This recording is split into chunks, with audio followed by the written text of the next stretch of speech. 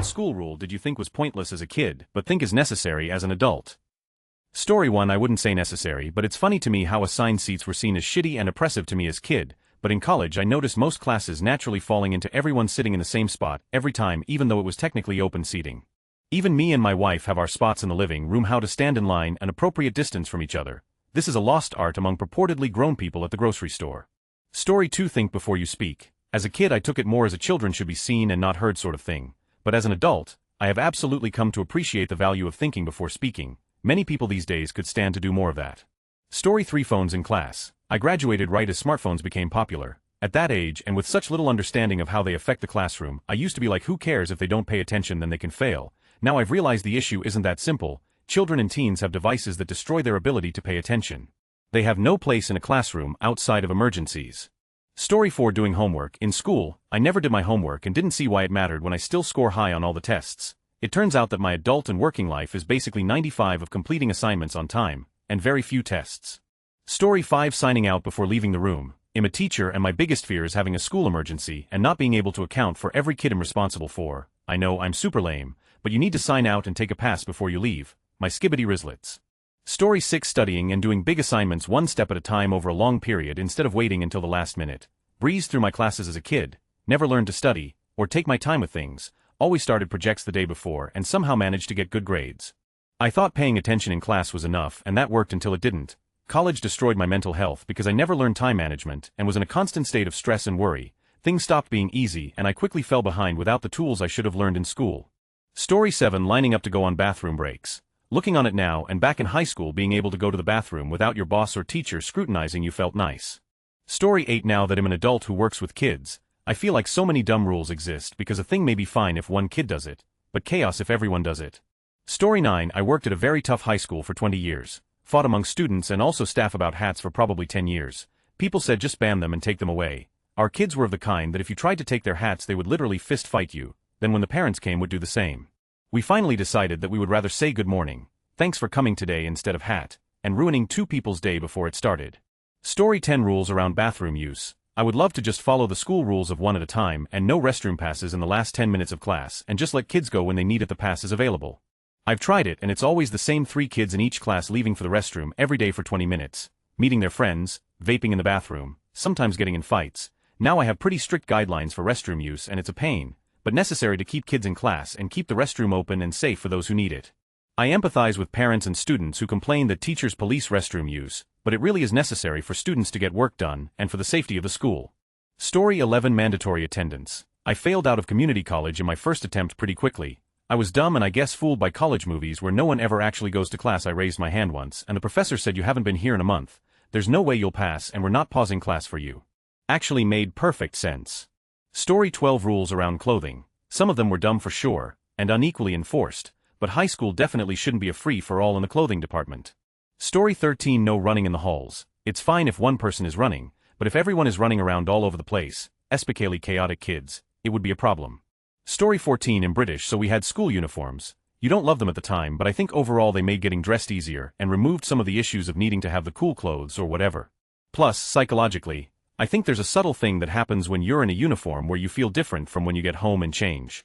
Story 15. School uniforms. Hated it and felt like they were stifling our individuality. Now that I have school-aged kids, I would love it if they had to wear uniforms. Makes shopping easier, makes getting ready easier. No one is made to feel less than for not having the newest and coolest clothes, etc., etc. Story 16. Honestly, dress codes, sorry, but I don't think girls need to be in crop tops and booty shorts, and boys don't need to have their hanging out of their pants. They told us that we had to learn that school was practicing for adulthood and professional spaces, which we thought was so dumb. And now we have women showing up in office siren attire, and men not understanding why a t-shirt isn't a good look for that client meeting. I dunno, I feel now like it was a lesson in respect for others and self-respect. Story 17. In my last district, which I just dumped, students could not be given detentions or suspensions for language directed at anyone. As a kid, I thought it was stupid but always acquiesced. As a teacher, I am watching public school metaphorically burn because students have figured out that teachers can't punish them thanks to the districts and feelings. I'm a huge liberal, but society has to have some guardrails. Story 18. Go to the bathroom before or after class. I mean, yeah, you can't control your bladder, but man, the amount of times where kids would enter a classroom after the bell rings and immediately say they needed to use the bathroom, or students going 10 minutes before the bell rings, like, yeah, it is mad annoying when students do that. Story 19. The time limit between classes. Get your stuff into your next class before that bell seemed ridiculous and too short. Time management and efficiency are important apparently. Story 20. It was never about the rules themselves. The kind of socks I wore did not impact my education. It was about learning to be a subordinate and function in bureaucracy. I was just learning how to jump through hoops. Now I don't even wear socks most of the time. Story 21. I would say the majority of the rules felt pointless at the time, but I know are necessary now. What would have helped me appreciate the necessity, however, is if the reasons behind the rules were explained at the time. As a kid, adults are constantly telling you what to do without explanation, and it becomes so exhausting. Story 22. The no-tolerance fighting rules. Everyone gets the same punishment. It doesn't matter who started it, who deserved it, who was bigger or smaller. You can't have school administrators picking winners and losers. You want to fight, sometimes you have to fight, doesn't matter, take your licks and it goes into your permanent file at the school. We all know how that follows you for the rest of your life. The librarian is not allowed to date students. Story 23. Needing to ask to go to the bathroom. Yeah, most kids will just hide in there. Plus, even as an adult, most jobs I've worked service industry require asking before going, and I much prefer it that way, so that way I'm not searching for someone only for them to be in the bathroom. If they ask, generally someone will let everyone else know. Story 24. Raise your hand to ask a question or say something. Grown-up really don't know how to listen. Take turns to speak and just wait instead of blurting out whatever crosses their mind. Dress codes. Story 25. Go down the slide. Not up. Keep your shoes on during school. Silent lunch for everyone during the first 10 minutes of lunch. A lot of kids won't eat their food if they can chat. Story 26. No masks on Halloween. As a kid I couldn't comprehend how wearing a costume mask could have been a problem, but now I very much get how the teachers and staff would get tripped up over not knowing who was who. Story 27. With my preschoolers I tend to say the why so that they have the understanding from the get-go. Walking feet. If you run you could fall and get hurt, one at a time on the slide. You don't want to kick your friend in the head. Kids seem to be a lot more likely to follow the rules if they know why. Story 28. It's been a while since I was in school, but your hair can't touch your shirt collar or be over your ears. You had to have a note from home to get a smoking permit. Story 29. No hats in class. They are pretty distracting when you think about it, especially if only one or two people have one, so it could make people in class less focused. Story 30. School uniforms. Only looking back did we realize our uniforms kept us blind to each other's social demographics and affluence, causing us to make friends or enemies, have freely according to who we were instead of, e.g. what we had, or what our parents had. At the time it felt like uniforms were a barrier to identity, but they were absolutely the opposite. They were the ultimate level playing field to learn about each other. Story 31. Mandatory earthquake drills and the crazy ways my school conducted them. I now work in crowd management, and most of the people I manage are not mentally prepared for a natural disaster. Story 32. Boys use the north staircase. Girls use the south staircase. At the time I was so annoyed to have to walk to the other side of the building to change floor. As an adult I now understand that it was to stop upskirting. Story 33. Do you have a question to ask or a comment? So many adults are unable to call and ask a simple question over the phone without giving extreme amounts of extra background information that is not at all necessary. If you need to know if your order is ready, just ask that. It doesn't make it any more or less ready if I now know your whole daily schedule and the names of all of your grandkids. Story 34. No hats inside the school building. My autistic self loves to wear hats and in hindsight should have gotten a disability accommodation for it under my sensory issues. So long as you're not wearing anything offensive, who cares if you wear hats inside? Nowadays most people only take off hats when entering churches and other religious places. Story 35. Chewing gum. As an adult, who wants to go around with stale or bad breath, I wish all adults would chew gum. Even just a half a stick of gum gets the job done. Story 36. More to do with my kids' rules than mine. I hate any rule because it might distract people. I went to one of the top high schools in one of the best districts in the US. They barely had a dress code. Basically we could wear whatever we wanted as long as it didn't have drugs or alcohol. If you did, the worst that happened was you had to turn your shirt inside out. You could dye your hair whatever color you wanted. You could cut your hair however you wanted. It was a huge change for me coming from a Catholic school where I had to wear skirts until 8th grade when I could finally wear pants. I hate dress codes, and the school systems I was in are no longer the top schools, but at least they are more conservative in their dress code, I guess. Story 37. As a kid I thought wearing uniform was pointless. When I got to high school and there was no uniform I was so excited until I wasn't. I missed wearing one. Kids can be mean about what clothes you wear. With uniform everyone looked the same, and it was easier getting ready in the morning without putting any thought into the outfit of the day. Story 38. The whole no gum in class thing seemed like pure torture back then. Caught my 7-year-old niece wiping her gum under my dining table last week, and suddenly every teacher I ever had was vindicated. Story 39. Bathroom rules. I know but as a former middle school teacher, I promise you they are there for a reason. Kids leaving just to wander the school and never come back, kids going to vape, kids meeting up with kids from other classes to cause chaos, the whole devious licks thing. I know the restrictions, but I swear, they're there for a reason. Story 40. Both kids in a fight getting in trouble regardless of who started it. Look, I was a teacher. Kids were rarely starting a fight with an adult around, so once the adult saw it and could break it up, there was no way to really know for sure who started it. Could I make an educated guess? Of course. and I'd likely be right 80 of the time. But is my own bias and the kid's previous behavior really worth it if I'm wrong? Also, you can't listen to the students necessarily, because the one with more friends will always have them saying they didn't start it. It does, but unless you can confidently say who started a fight, punishing both or neither is really the only fair way to do it. Story 41. I'm a teacher now. I see a lot of the rules making sense except dress codes, no makeup, 2-inch straps on shirts, shorts have to be fingertip length. They're basically all for girls. We also have a no tacos rule that is pretty dumb. It was created because some kid barfed tacos and stained the carpet. My school now has way more rules than my childhood school did though. We didn't have any dress codes K6 then once we got to junior high the only rule was no alcohol tobacco logos. Story 42. Here in Brazil recently, they approved a law banning cell phones from public and private elementary schools. Though this happened when I was already in college, I, as a kid, would have hated it, but, as an adult battling against screen addiction, am totally in favor of it. Story 43. I can't think of a single rule that I changed my mind about. Use the bathroom when it's necessary, you shouldn't have to ask for permission, and any open stall is up for grabs. Boys-girls rooms make zero sense. If a company wants people to dress a certain way, give them a uniform, otherwise, they wear what they deem appropriate.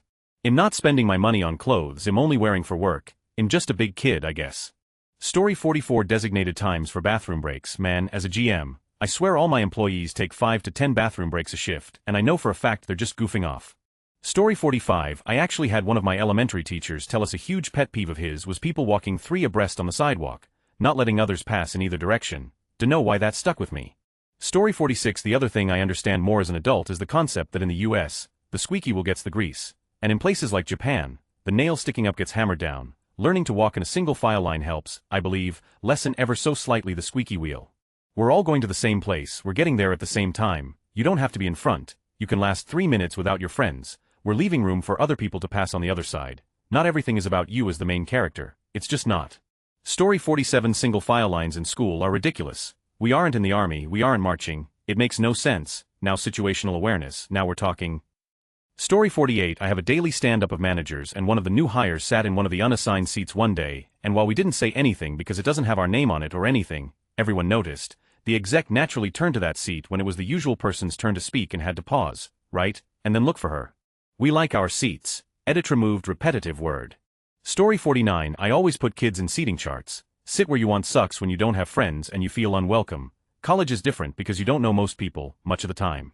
Story 50. It's so important that I chose it. In any classroom I naturally gravitate towards about a third of the way back, outside of the center third of the room, right or left. I don't have strong feelings in most rooms. Assigned seats because you don't get to choose where you sit.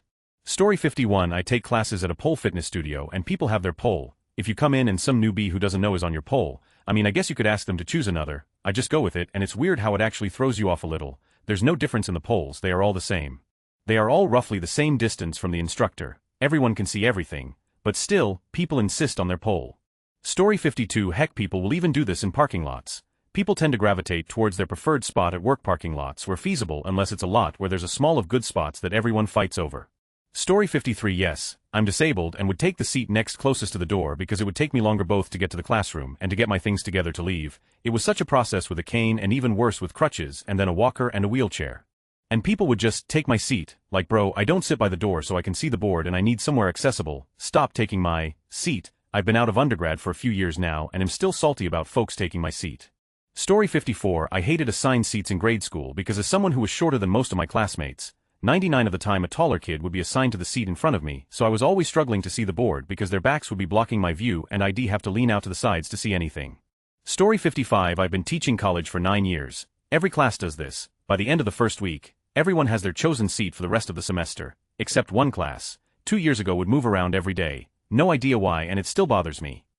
Story 56. I loved changing it up in big lecture halls every week. Get to class early and pick a random seat. Watch as someone enters the room and freezes unsure of what to do. I also appreciate assigned seating as long as the teacher switches seating a couple times a year, helps antisocial people meet people. Too many classes, I didn't even know the names of half the class. Story 57. When I was in secondary school, I remember a few classes where they said, sit where you want, hope you like it as you're sitting there the rest of the term. Story 58. I teach middle school and I only assign seats if I have to rare. It's a great time when I rearrange the room for some reason and the kids go, so I was sitting in my seat, what do you mean, the seat doesn't have your name on it? Then I reveal that they don't have assigned seats. Blows their minds. This is usually at least 3 to 4 months into the school year. They usually take a week of sitting all over the place and then revert to where they had been for the first few months of the year. Story 59. Yes, it's true that we tend to pick a spot and just sit in that spot despite having a multitude of options. So, in effect, it's not that different from assigned seats, but having the choice anyway makes all the difference. Plus, my gripe with assigned seating isn't that I was told where to sit necessarily, although I wasn't happy about that it was being put in the back row where I couldn't see the board just because my last name happens to start with S. They sorted us alphabetically. I'm literally -4 in both eyes, and complaining about not being able to see didn't get me moved, either, because if we let one person move, then we have to give everybody the same chance. God, makes me angry just thinking about it. I vividly remember putting my head down in the back row I couldn't see, so why did I even bother trying and crying because nobody believed that I couldn't see, and then proceeding to get in trouble for not doing my work or not paying attention. Story 60. As soon as I started my new job, I noticed everyone took the same spots in the parking lot each day, save for a few that rotate between 2 different spots only. We all park the same every day even though it's an open lot. Story 61. When I was in high school, if anything, we moved around more in the classes with assigned seats than in the ones without, because the teachers usually wanted to mix it up every few units. The only exception was choir, for reasons that I feel are obvious. Story 62. As a middle school teacher, I let the kids in my room sit where they want, as long as they can handle it. Some classes do a great job assigning for the year that way. Story 63. I'm in a mid-sized city and people have their unassigned seats when it's pretty much the same group on the same bus early in the morning or late at night. Story 64. I got shoved out of a Chipotle line once. The person behind me had no concept of personal space and was physically touching me. They were also probably homeless judging by the strong scent of urine, so I moved over and let them go first. Story 65. Bro, the boomers that don't give space or look silly at my kids when they're being kids is wild. Do you want me to give them screen time or do you want to let them be kids? Story 66. I was at the chemist's today and I swear this L couple were going to rob my wallet. I could feel the missus' breath on my elbow, at a pharmacy of all places. Story 67. I was in line to vote last year and I specifically remember an old dude standing like basically over my shoulder. He was probably so close to me I could have elbowed him in the face. I could hear him loud and clear, constantly clearing his throat and sniffling. 20 minutes of that. Story 68. I hate this too. For me it's often at the airport where there are understandably lots of interactions between cultures with different rules for spacing. My tricks are to 1. Swale and stretch, and accidentally bump into them behind you. Works even better if you have a backpack on, as is often the case for me at the airport. And 2. If they are really not getting the hint, I turn 90 degrees, so I'm perpendicular to them. People are much more comfortable standing so close when they only have to deal with the back of your head. Turning 90 degrees isn't quite so awkward, confrontational, intimate as being face to face, but they definitely see you seeing them from your periphery, and that's usually enough to make them check themselves and keep a bit more distance. Story 69. Yes, I was just talking about this yesterday because it's one of my many flaws in life. I can figure out how far to stand back if someone else has already done so. I can use that to go off, but if I'm the second person in line and it's something like an ATM where there's no trolley to help make a barrier, I have no idea how far to stand back. The places that their COVID stickers have basically molded into the ground are my lifeline. Otherwise I just guess and go too far is better than up there. But when you're at a store like Target and the queue has each person basically standing up each other's to line up, I get so confused because I firstly hate it. Secondly, I'm like, why can we have appropriate distance at the Bankatmchemist or grocery store when we have a basket trolley, but here I can feel this random guy's breath down my neck. Story 70. COVID years were great for this. Whenever people would do this to me I would just start coughing, making them back off. Now I just turn and say, at least, bring me to a nice restaurant first. Story 71. I can still hear my middle school Spanish teacher say "Tiens chicle," and would have to get up and spit it in the trash bin, but she was super cool. Edit if I'm at a business meeting now with fully grown adult. I'm distracted if they're chomping on a bright neon piece of gum. Story 72. This, I told my students, as long as it ended up in the trash can, I personally don't care. It ended up on the floor, in my classroom library books, even on my desk. I told them no more after that. Story 73. As someone who stymied with gum, I hated how rude folks ruined it for everyone else. Another one for the, and this is why we can't have nice things tally. Story 74. I went to a summer camp hosted in a high school while I was in elementary school, and under the desk at literally every single spot was gum. Made me despise gum from an early age. Story 75. I'm a janitor at a college, and just God I hate gum so much. There will be trash bins not even 5 feet away and people will still stick their chewed gum under anything and everything. Spit it on the floor and carpet. Just animals. I don't touch or move tables without gloves. 'Cause 910 there's gum and ugh, the feeling of chewed gum on my hands just makes me want to commit violence. LMAO. Story 76. I'm a waitress in a slightly nicer than casual dining spot. I bust a table today and there was a wad of gum in this woman's water glass. She was a nice, well put together woman in her 50s, gross and rude. I openly weep at the free USB charging places on buses that are caked with gum. Story 77. When I was student teaching, the classroom teacher used to tell kids, you don't have to say everything that pops into your head. I was like, fair enough though. Story 78. I teach HS. Students are literally addicted to their phones. If I give any free time, 90 of them are immediately on them, not interacting with others, and 90 or more of my classroom management is getting them to put their phones away and do their work. It's honestly scary how many of them truly get anxiety if they haven't doom-scrolled through TikTok or checked their snaps in 5 minutes. Look, I love my phone too, I'm on it right now, but I have the ability to put it in my pocket in a meeting and not look at it. These students do not. It's concerning. Story 79. My wife's a teacher. We are very purposeful with screen time. It's not that people can't have it, but it needs to be what it should be, secondary to relationships and life. Godspeed everyone. Story 80. I went to school as smartphones picked up and became commonplace. I don't recall phones affecting my learning nor anyone else's. I don't think the problem is phones, but more and more kids haven't been taught how to manage their screen time by their parents. Story 81. The iPhone just became a thing when I was in high school, and we already had a no phones ban in the school anyway. Didn't stop people from using them though. Story 82. Ours was we can bring our phones, but we can only use it by the end of the day after classes. I get it now. When I was in high school, free time meant more time to talk to my classmates, read a book, go around campus, etc. But in college, since we can use our phones anytime, I automatically reach out for this during free time instead of being present. Instead of making the effort to improve my connections or to pay attention with my current situation, I'd rather just doom scroll. Screen time really has a big effect on how present we are in our environment. I see that I had more genuine moments in high school than college. Although I can't fully blame my phone, I agree that my attention was compromised due to it. Story 83. I've always held that this was a skill issue on the part of the teacher and an almost unreasonable expectation. With how the school system works as I know it, if you're not a compelling teacher, or teaching a compelling lesson, you're not going to have attention of the class. We weren't supposed to have phones in class when I was in school, and it was rare, but we also had people making games up for themselves, talking, reading, sleeping, and just straight up ignoring the class altogether. Phones feel like a convenient scapegoat for people who haven't been in a classroom for a long time or are borderline delusional about how kids behave and always have ill. Story 84. I dunno, I see your point, but I still dislike homework as an adult. I was the same, didn't do homework and still aced tests. I was happy with straight BS in school, but I also had the teachers that were like, oh, but it's only 1 hour of homework each night, okay? But do they not realize students have 5 other classes, 6 hours of homework plus the 6 in-school hours? No way should kids be working 12-hour days. Story 85. Yes, getting used to working independently and finishing things on time is usually more important than whatever the homework is about. That said, the amount of homework is often unfair, because teachers don't really talk to teachers in other departments, so students can easily end up with far too much homework to do. They're kids, they should still have free time.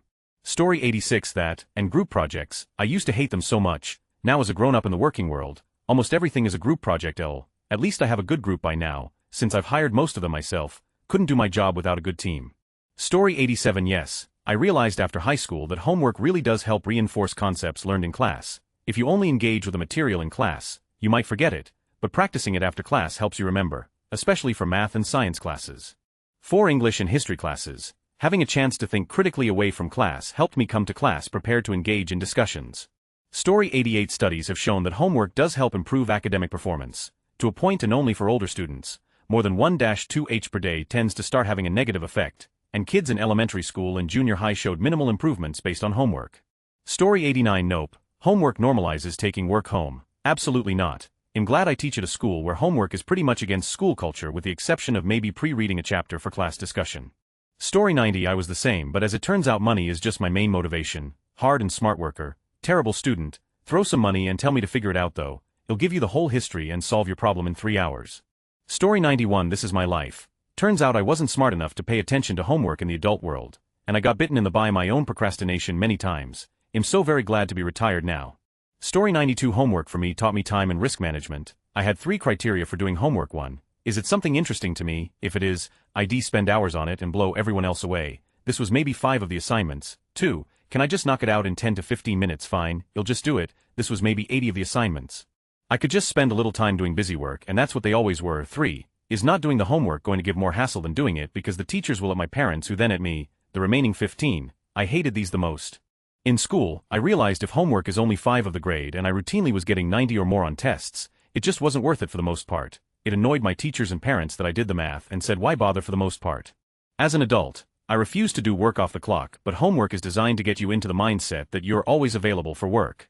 Story 93. Yeah, I was able to learn everything I needed from class and do well. Even though I half-assed homework, I got into a very selective university. It turns out in college, at least there, you do the vast majority of learning independently outside of class. The lectures were helpful, but the courses were mostly a shitload of reading or problem sets, so college was much harder for me, and I bet I would have done a lot better if I had better study habits. And homework didn't count for much. Pretty much the whole grade was tests or papers. So you could get by for a while putting in minimal effort on homework and reading, but it comes back to bite you come exam time. Story 94. This is so familiar. I had a very similar experience, except I started waning Jewist as senior year started. I didn't even apply to colleges, which you're supposed to do in junior year, until community college was the only option that hadn't passed the application deadline. I ended up dropping out and going back when I was 30, after I'd worked several jobs where buckling down and doing long-term work was necessary. Ended up doing way better the second time around. Story 95. My favorite advice I've ever gotten from a high school teacher was that first drafts are roughest of rough. Literally write anything, incoherent babble, notes, basic ideas, thoughts on what you want next, etc. That is a first draft outline, then you start putting it together. Story 96. Absolutely. One kid laying down instead of sitting crisscross on the carpet. It's not a problem. 20. That's called nap time. Ain't no one paying attention to the lesson. Story 97. This is life in a nutshell. My husband is a planner and gives people permits to build things. One person building a house in a wetland, not a big deal. Everyone building a house in a wetland means no more wetland. Story 98. Yes, that's what I explain to kids all the time. If I let you do that, I have to let everyone do that, and I'm just not willing to let everyone do that. My middle schoolers usually understand. Story 99. One kid at my work wrote word in the sidewalk in chalk, then the 5 other kids who saw her write it began writing as well. We had to clean the 15 or so poops off with a watering can. Story 100. What I don't get. I live in Australia where we have a mantra of no hat no play, aka you cannot participate in outside play if you do not have a hat on. You have to play in a shaded area instead.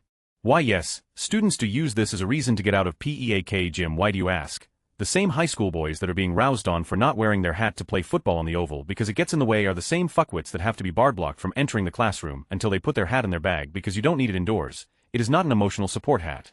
And then in high school, schools will have on all their websites no hat no outdoor access, but yet force students to participate in PE, sports carnivals, etc. because it's a mandated activity, and say that the sunburn and eventual sun cancer that you get is a natural consequence of forgetting your hat, or if they force you to use someone's spare hat and you get lice, that too is a natural consequence.